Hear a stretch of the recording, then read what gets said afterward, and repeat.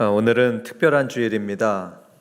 왜 특별한 주일이냐 하면 추수감사주일이면서 동시에 성례식이 있는 주일이기 때문입니다. 다시 말해서 오늘은 하나님께 감사드리고 또 영광 드리는 주일이면서 또한 세례와 성찬이라는 거룩한 성례식이 있기 때문입니다. 그래서 오늘 저는 특별히 성례하고 감사를 연결해서 말씀을 전하도록 하겠습니다. 우선 여러분, 오늘 설교 제목이 뭡니까? 성례, 감사, 하나됨, 이렇게 되어 있죠.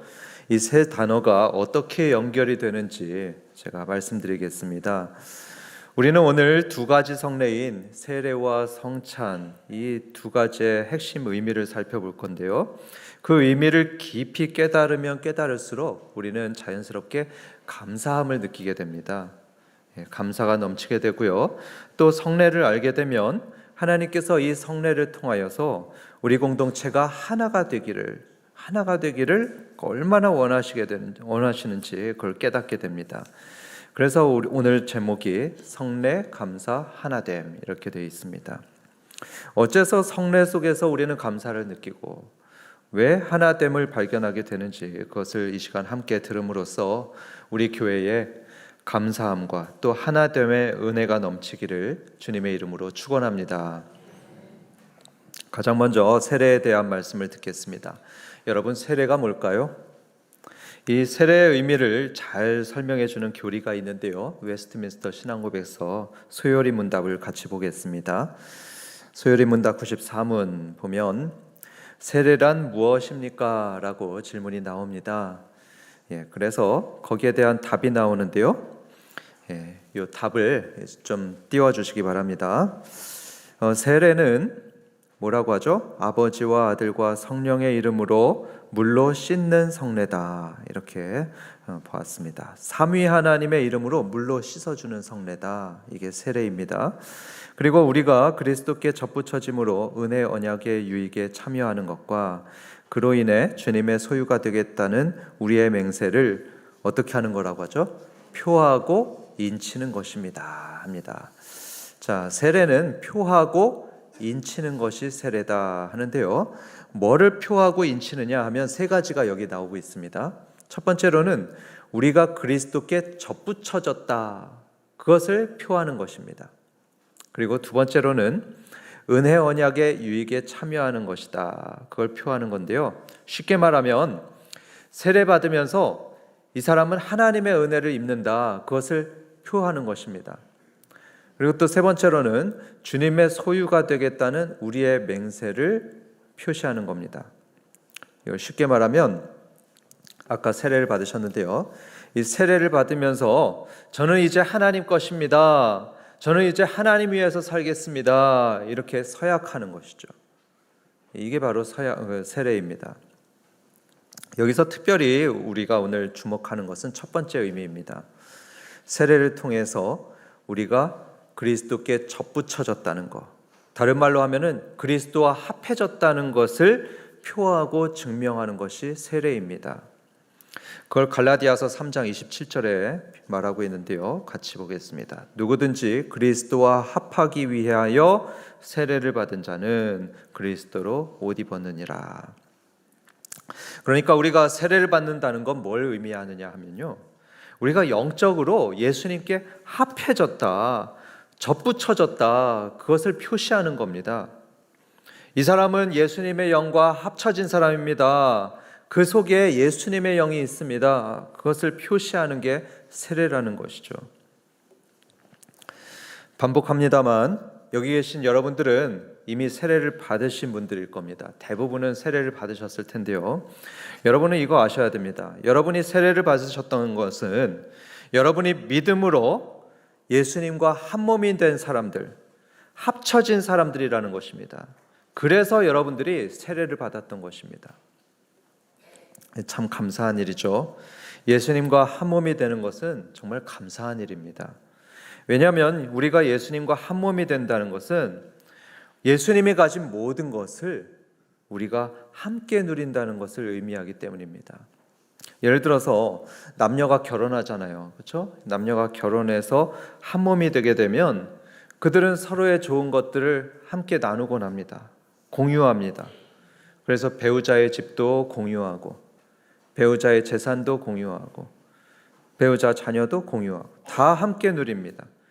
배우자의 것이 바로 내 것이 되는 것이죠. 마찬가지로 우리가 예수님과 하나가 되면서 또 접붙여지면서 예수님의 가진 것이 모두 우리 것이 되는데요. 예수님의 의가 우리의 의가 되고요. 예수님의 기업이 우리의 기업이 되고, 예수님의 생명이 우리의 생명이 됩니다. 그러니까 우리는 영생을 얻습니다. 우리는 본래 죄인에다가 아무것도 없는 벌거숭이로 태어났는데 하나님의 아들 예수님과 합해지면서 접붙여지면서 그의 것이 우리의 것이 되고 하나님의 나라도 나의 집이 되었습니다. 그러니까 하나님 나라에 당당히 들어갈 수 있는 거죠. 너무 감사한 일입니다. 그런데 여기서 우리가 한 가지 더 생각해야 될 것은, 이렇게 우리 각자가 예수님과 한 몸이 되면서 우리 모두도 한 몸이 되었다는 것입니다. 우리 모두도 하나가 되었습니다. 여러분 한번 생각해 보십시오. 믿고 세례받은 김 집사님이 예수님과 한 몸이 되었습니다. 그리고 믿고 세례받은 이 집사님도 예수님과 한 몸이 되었죠. 또 믿고 세례받은 저 김 목사도 예수님과 한 몸이 되었습니다. 그렇다면 이 세 사람은 어떻게 되는 겁니까? 다 한 몸이 되는 것입니다. 한 몸인 것이죠. 아니, 정확히 하면은 예수님과 함께 이 네 사람은 모두 한 몸인 것입니다. 우리가 세례의 의미를 생각할 때 놓치기 쉬운 게 바로 이것이죠. 아까 세례식을 했는데 한 사람이 세례받는다는 의미는 제일 먼저는 그 사람이 예수님과 합해진다는 뜻이고요. 그뿐 아니라 우리 모두하고도 하나가 된다는 것입니다. 이미 예수님 믿고 세례받아서 한 몸인 우리와 그 사람이 합해지는 거죠. 연합합니다. 이게 개념적으로만 우리는 하나야 이렇게 말하는 게 아니고요. 영적으로 정말로 하나가 되는 것입니다. 고린도전서 12장 13절에 그렇게 말하죠. 우리가 다 한 성령으로 세례를 받아 한 몸이 되었고 합니다. 그래서 한 사람이 세례를 받는다는 건요, 우리의 영적인 몸이 그만큼 자라난다는 것입니다. 그만큼 더 풍성해진다는 것이죠. 다음으로 성찬에 대해서 배워보겠습니다. 성찬식 때 어린이들 보셨습니까? 성찬식 때 어린이들 모습을 보면요, 호기심이 가득한 눈입니다.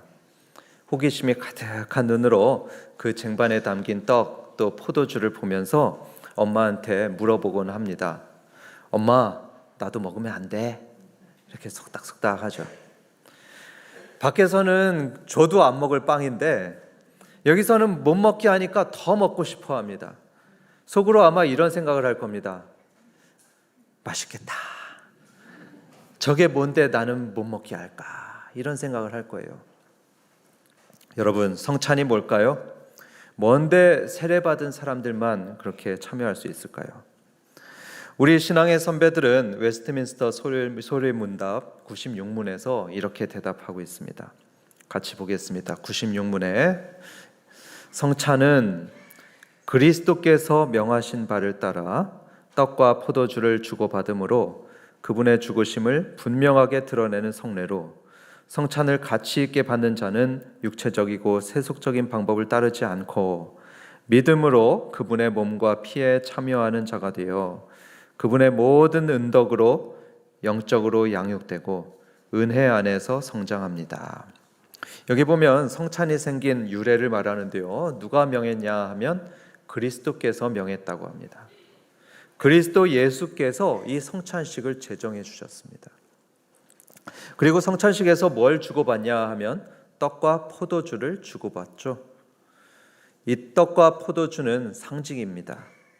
뭘 상징하냐 하면 예수님의 몸을 상징하고 예수님의 피를 상징합니다. 여러분, 예수님이 뭘 하셨는지 한번 생각해 보십시오. 예수님이 우리를 위해서 저기 십자가에서 자기 몸을 찢으시고 자기 피를 다 흘리셨죠. 그러면서 죽으셨습니다. 그 죽으심을 기념하면서 그분의 몸을 상징하는 떡을 먹고 또 그분의 피를 상징하는 피를 마시는 것, 그게 바로 성찬입니다. 마태복음 26장 26절에 그게 나오죠. 예수께서 떡을 가지사 축복하시고 떼어 제자들에게 주시며 이르시되 받아서 먹으라. 이것은 내 몸이니라. 또 잔을 가지사 감사기도 하시고 그들에게 주시며 이르시되 이것은 죄 사함을 얻게 하려고 많은 사람을 위하여 흘리는 바 나의 피 곧 언약의 피니라. 이 성찬 역시 세례와 마찬가지로 참 감사한 겁니다. 너무나 감사한 일입니다. 여러분, 우리는 밥을 매일 먹습니다. 매일마다 삼시세끼 먹죠. 먹으면서 우리 육체가 힘을 얻습니다.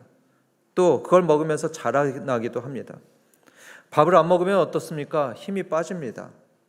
그리고 아이들은 자라지도 않습니다. 마찬가지로 우리는 영의 양식을 먹고 살아야 되는 존재이죠. 영의 양식도 우리는 먹고 살아야 되는데 그 영의 양식이 뭘까요? 바로 예수님이십니다. 예수님이 영의 양식입니다. 요한복음 6장 55절에 그 말씀을 하시죠.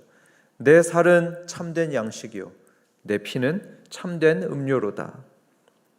이 예수님의 몸, 예수님의 피, 이 영적인 양식을 우리는 성찬식을 하면서 먹게 됩니다. 믿음으로 그 영의 양식을 먹고 마시게 되면 우리 영이 힘을 얻게 되고요. 믿음이 자라나게 되고요. 예수님의 사랑을 더 깊이 체험합니다. 게다가 이 성찬 잔치에 참여하는 자는 영생할 것이다. 이렇게 예수님께서 약속하셨죠. 그러니까 얼마나 감사한 일입니까? 흔히 성찬을 대할 때 사람들의 얼굴을 보면요, 얼굴 표정이 굳어 있습니다. 또 슬픈 표정을 짓는 사람들도 많이 있습니다. 반주도 그렇게 하죠.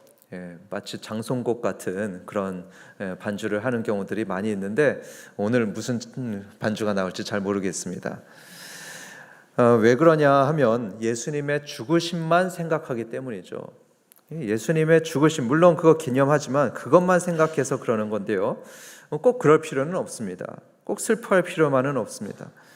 예수님은 말씀하시기를 십자가의 죽음을 영광이라고 말씀하셨습니다. 예수님은 십자가의 죽음을 통해서 승리하셨습니다. 그리고 또 그로 인해서 우리는 구원받게 되었죠. 그렇기 때문에 우리는 이 성찬식을 대하면서 기뻐할 수 있고요, 감사할 수 있습니다. 주께서 나를 위해서 죽으신 것을 주님 감사합니다. 저를 위해서 이 영생의 양식 주신 것을 감사합니다. 이렇게 감사하면서 성찬식에 참여할 수 있는 거죠. 또 여기서 한 걸음 더 나아가서 우리가 반드시 알아야 될 진리가 한 가지 더 있습니다. 그건 바로 이 성찬식을 통해서 우리는 하나라는 사실을 확인하게 되는 것입니다. 우리는 하나라는 사실을 이 성찬식을 통해서 확인합니다. 6월절 저녁에 예수님께서는 아주 의미 있는 행동을 하셨습니다. 떡을 드셨죠. 그걸 떼셔서 떡을 떼서 제자들에게 주시면서 이렇게 말씀하셨습니다. 받아서 먹으라. 이것은 내 몸이니라. 떡을 떼어서 나눠주신 행동은 우리에게 특별한 메시지를 주십니다. 그게 뭐냐 하면 제자들은 그 떡을 함께 나눠서 먹으면서 하나가 되었습니다. 하나가 된 것입니다. 이따가 성찬식을 할 때 우리도 같은 방식으로 떡을 떼가지고 나눠 먹을 텐데요. 다 같은 종류의 빵을 먹습니다. 다 똑같은 빵을 나눠 먹습니다. 그 의미가 뭐냐면 우리 모두가 하나가 된다는 것입니다. 예수님의 한 몸을 함께 나누어 먹음으로써 우리는 하나다. 예수님 안에서 하나 된 공동체다. 그것을 우리 고백하는 것입니다.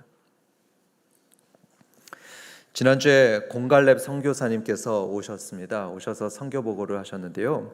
아주 인상 깊은 얘기를 하나 들려주셨습니다. 선교사님 사모님이 인도에서 출산을 하셨습니다. 그런데 출산하실 때 하혈을 너무 많이 하셨다고 합니다. 생명이 위독할 정도로 하혈을 많이 하셨고요. 그래서 피가 많이 필요했었는데 여러분, 인도에서는요, 피를 구하기가 굉장히 힘듭니다. 놀랍게도 어떤 인도 병원은요, 병원에서 피를 마련해 주질 않습니다. 병원에서 피를 제공해 주질 않고 환자 가족한테 피를 구해오라고 한답니다. 그러니 피를 구하는 게 얼마나 힘들었겠습니까? 피 한 팩 구하는 것도 너무 힘든 일이었죠. 선교사님은 큰일 났었습니다. 자칫하면 피가 없어서 사모님이 죽을 상황이었습니다. 그런데 그때에 함께 사역했었던 크리스찬 형제들이 헌혈하겠다고 나섰습니다. 함께 예배하고 사역했던 그 형제들이 피를 주겠다고 나섰던 것이죠. 그래서 이래저래 피 5팩을 구해가지고 다행히 사모님의 생명을 구할 수 있었다고 합니다. 선교사님은 말씀하셨습니다. 사모님의 몸에는 인도인의 피가 흐른다고 말씀하셨습니다. 내 안에는 인도인의 피가 흐릅니다. 그래서 사모님이야말로 인도 사람이고 그 인도 형제는 선교 대상자가 아니라 합니다. 더 이상 선교 대상자가 아니고 정말로 형제가 되었습니다. 피를 나눈 형제가 된 것이죠. 성도 여러분, 우리가 성찬식을 하는 건요, 그런 의미도 담겨 있습니다. 예수님의 몸을 먹고 마심으로써 우리는 예수님과 영적으로 하나가 되었습니다. 그런데 동시에 그 같은 것을 먹고 마신 우리 모두도 예수님의 피로 하나가 되었습니다. 한 몸입니다. 이처럼 성찬식은 우리가 하나가 되고 한 형제 자매라는 것을 확인하는 것입니다. 그걸 꼭 생각하시면서 이 성찬식에 참여하시길 바랍니다. 이제 이 성례의 의미를 실천으로 옮겨야 될 시간입니다. 우리가 예수님과 한 몸이 되었고 또 모두가 하나라는 것을 알았다면 우리는 이제 그것을 어떻게 살아내야 되겠습니까? 우리는 서로 사랑해야 되는 것입니다. 서로 돌봐야 되는 것입니다. 예수님의 가장 큰 계명, 가장 큰 명령이 무엇입니까? 내 이웃을 내 몸과 같이 사랑하라, 이것이죠. 그렇게 하는 것입니다. 서로를 내 몸처럼, 아니 한 몸으로 정말 여기고 서로를 돌보는 것입니다. 종교개혁 시대에 메노 시몬즈라는 사람이 있습니다. 메노 시몬즈는 이 성례의 의미를 깊이 깨달았던 사람입니다. 그래서 그는 이렇게 선포했습니다. 우리는 예수 그리스도로 한 몸이 된 사람들입니다. 그렇기 때문에 우리 가운데는 거지가 있어서는 안 됩니다. 그 당시에는 거지가 많이 있었거든요. 우리 가운데는 거지가 있어서는 안 됩니다. 성찬에 드러난 그 주님의 뜻을 따라서 가난한 형제들을 도와야 됩니다. 그는 이렇게 선포했습니다. 그의 이 말은 단순한 구호가 아니었습니다. 메노는 실제로 그 모진 핍박 속에서도 종교 박해가 굉장히 많이 있었는데 그런 가운데서도 목숨을 걸고 서로를 돌보아 주었고요. 또 나누는 삶을 살았습니다. 그리고 그의 모습을 본 루터하고 칼빈, 그 모습을 따라서 역시 구제 사업을 열심히 했다고 합니다. 여러분, 여기서 우리 목장 얘기도 해보도록 하겠습니다.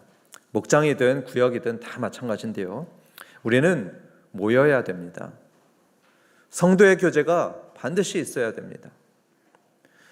여러분, 우리는 세례와 성찬으로 하나가 된 사람들입니다.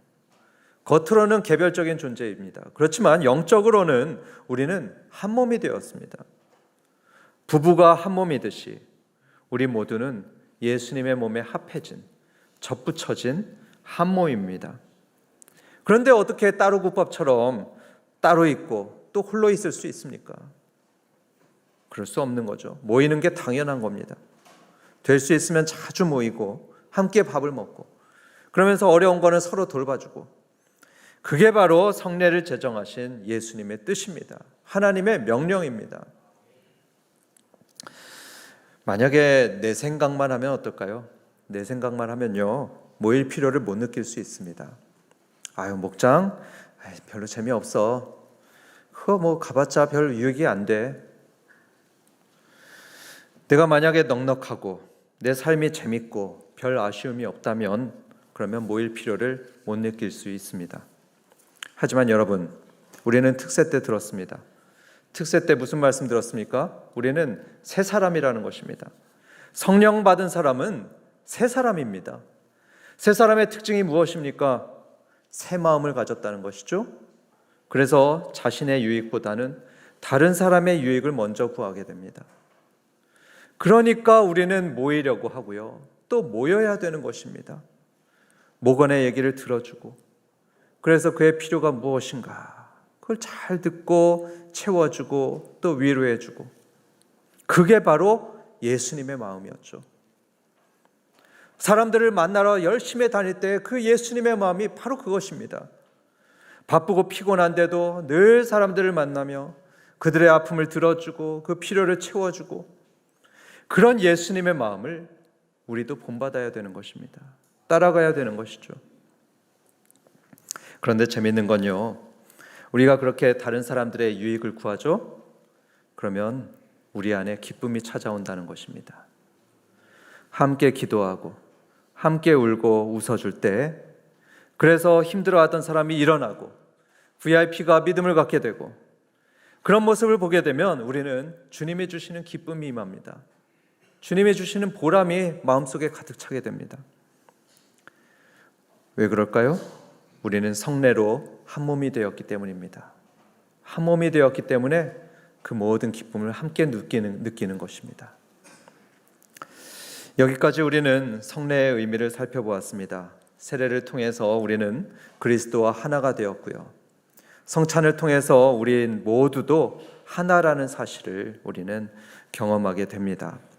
그리고 그 적용으로 우리는 예수님의 몸된 지체로서 서로를 돌보고 서로 사랑해야 된다는 것을 들었습니다. 바라기로는 이 말씀에 순종해서 서로를 진실하게 돌보고 진실하게 사랑하는 그런 복된 한박교회 되기를 주님의 이름으로 축원합니다.